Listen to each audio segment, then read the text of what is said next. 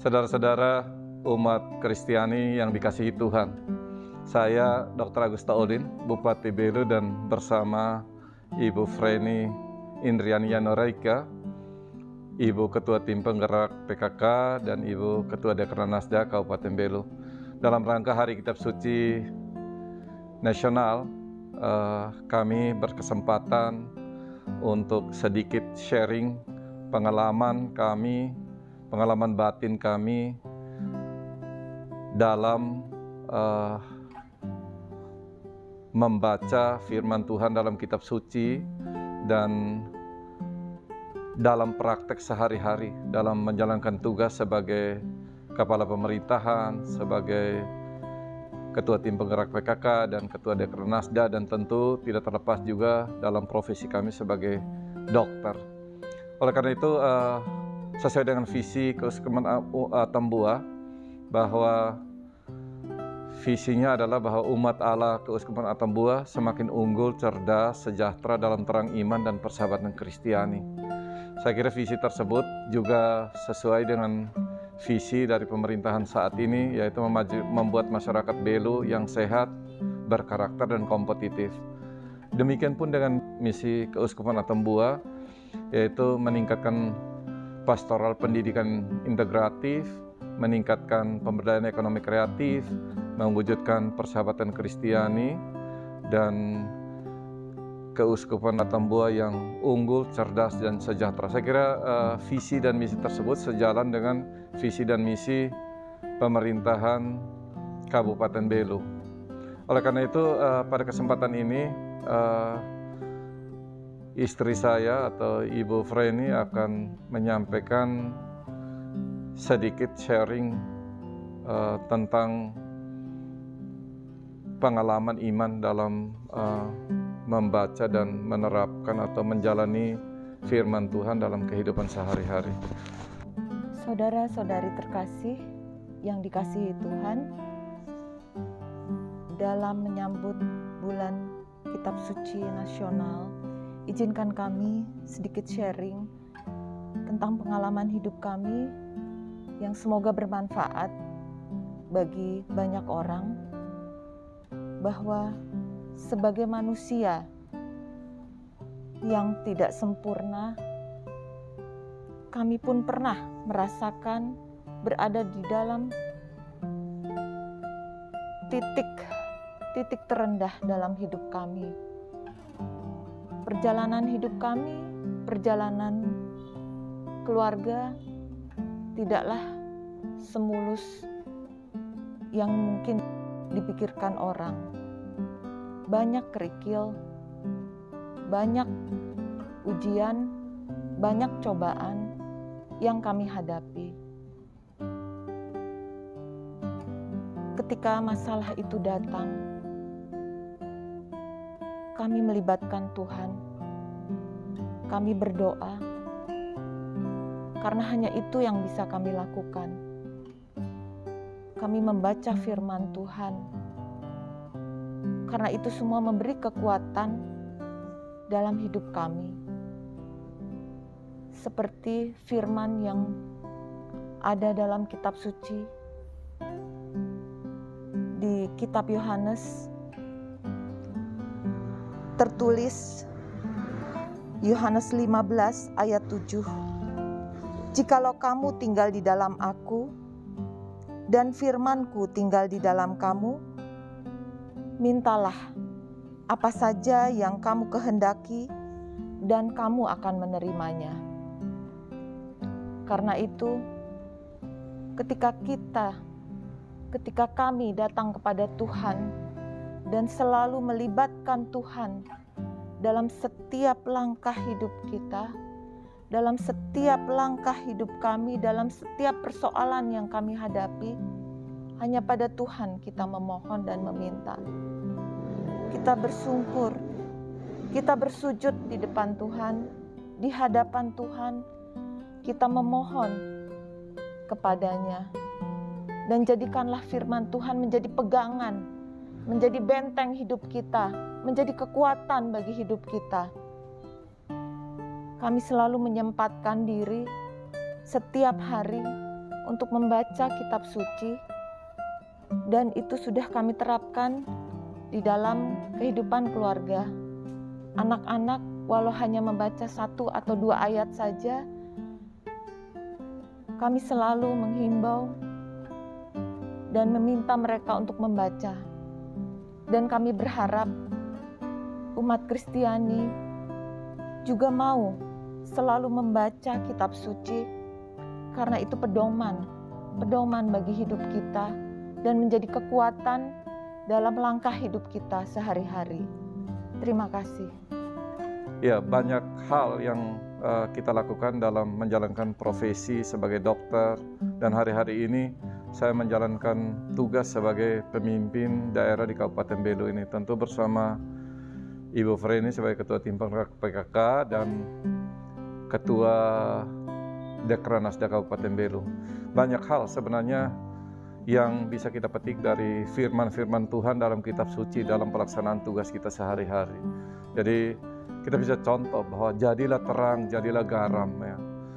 Nah, firman itu kita terapkan dalam kehidupan sehari-hari. Kita sebagai pemimpin harus memberikan contoh, harus menjadi terang.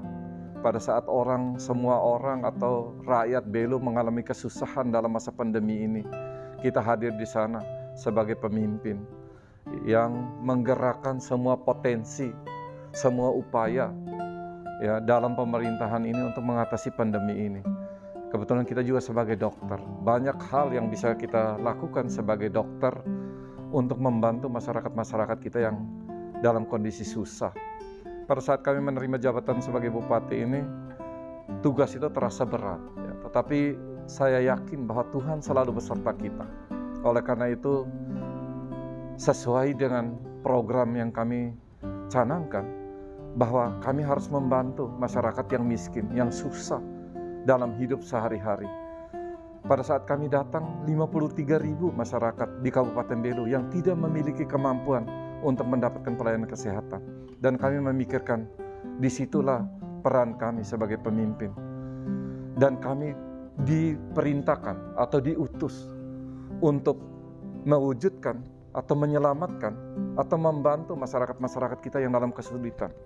Oleh karena itu, dengan program kesehatan gratis bagi masyarakat Belu, hari-hari ini masyarakat Belu bisa menikmati pengobatan hanya dengan KTP saja, dan pemerintah menyiapkan dana untuk itu. Pemerintah juga menyiapkan ya program air bersih, pertanian, peternakan, dan berbagai hal yang intinya adalah untuk meringankan beban penderitaan rakyat. Itulah hal yang saya rasakan implementasi dari firman Tuhan di dalam kitab. Jadilah garam, jadilah terang bagi masyarakat. Nah, itulah yang kami rasakan dan kami lakukan pada hari-hari ini. Semoga Tuhan selalu menyertai kami dalam pelaksanaan tugas-tugas kami bagi masyarakat Kabupaten Belu, sesuai dengan visi misi pemerintahan hari ini untuk membuat masyarakat Belu menjadi lebih sehat, lebih berkarakter, dan lebih kompetitif dengan misi-misi pembangunan di bidang kesehatan, sumber daya manusia di bidang pendidikan, prasarana, sarana dan prasarana, air bersih, perumahan, reformasi birokrasi, dan lain-lain. Saya pikir ini sudah sesuai dengan visi dan misi Keuskupan Atambua. Terima kasih, semoga Tuhan menyertai kami dalam tugas-tugas selanjutnya dan menyertai seluruh masyarakat Belu sehingga apa yang kita idam-idamkan bisa tercapai. Ketika suami memutuskan untuk mencalonkan diri menjadi bupati, itu juga merupakan keputusan yang tidak mudah bagi saya sebagai istri, karena mengingat kami harus jika pindah, kami harus meninggalkan anak-anak, keluarga, usaha dan pekerjaan kami yang sudah kami rintis sejak lama. Itu merupakan pergumulan bagi saya. Pada awalnya kami memang tidak mengizinkan, kami masih terasa berat ya, karena itu tidak mudah juga bagi kami. Sehingga pada saat itu saya memang datang pada Tuhan. Saya menyerahkan seluruhnya pada Tuhan. Keputusan apa yang terbaik yang harus kami ambil. Saya berdoa setiap malam sampai akhirnya jawaban Tuhan adalah saya harus mendukung penuh apa yang suami saya ingin lakukan untuk menjadi bupati.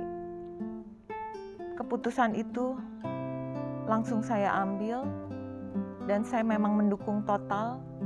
Saya datang di bulan Agustus tahun lalu dan Tuhan ternyata menjawab. Karena dalam doa saya selalu minta, Tuhan tolong, saya ingin jadi berkat bagi banyak orang, bagi sesama. Dan ternyata jawaban itu saya pikir ada di sini. Ketika saya harus berkeliling, melihat banyak masyarakat di sini, hati saya terpanggil bahwa saya harus melakukan sesuatu. Dan apa yang disampaikan dalam firman Tuhan, jadilah garam, jadilah berkat, dan inilah mungkin yang ingin Tuhan sampaikan, yang ingin Tuhan meminta saya untuk melakukan sesuatu di kota ini. Jadi saya harap kita semua untuk selalu melibatkan Tuhan dalam setiap langkah hidup kita, karena semua masalah akan ada solusinya jika kita bersama Tuhan. Jika kita melangkah bersama Tuhan, ada masalah dan pasti ada solusinya. Itu saja yang bisa saya sampaikan. Haleluya. Terima kasih. Sesuai dengan lagu, pakailah hidupku, seumur hidupku untuk umat Tuhan. Ya, saudara-saudara terkasih, demikianlah akhir dari sharing kami, dan terimalah bait terakhir dari lagu yang biasa kita nyanyikan untuk Tuhan. Pakailah hidupku sebagai alatmu seumur hidupku. Terima kasih. Terima kasih.